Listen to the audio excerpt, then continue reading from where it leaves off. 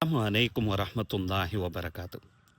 பொதுவாக நம்ம நண்பர்களெல்லாம் ஒரு இடத்துல ஒன்று கூடுவோம். எப்பொழுதுமே ஒரு இடத்துல ஒன்று கூடுவோம்.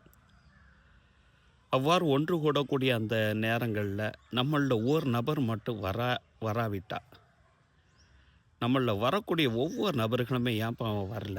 என்ன காரணம்? என்று நம்ம விசாரிக்க ஆரம்பிப்போம்.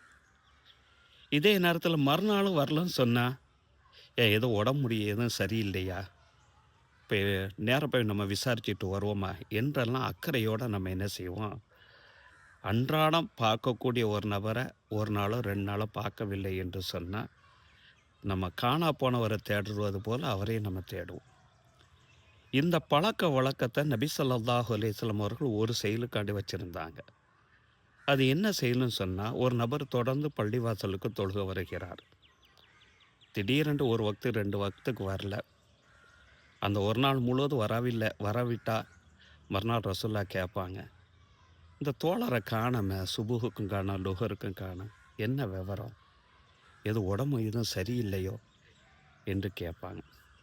அவ்வாறு உடம்பு சரியில்லை என்று சொன்னா, நேரா போய் நோய் நலம் விசாரிக்கக்கூடிய பழக்கம் உள்ளவர்களாக நபி ஸல்லல்லாஹு அலைஹி வஸல்லம் இருந்தாங்க.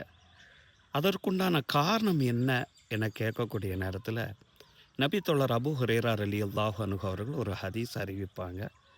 இந்த ஹதீஸ் சுனன் இப்னு மாஜா, முஸ்னத் இமாம் அஹ்மத், சஹீஹுல் ஜாமி போன்ற ஹதீஸ் நூற்கள்ல இந்த ஹதீஸ் பதிவு செய்யப்பட்டிருக்கு. மா வத்தன ரஜுலுன் முஸ்லிமுன் அல் மஸ்ஜித லிஸ்ஸலாத்தி வ-திக்ரி.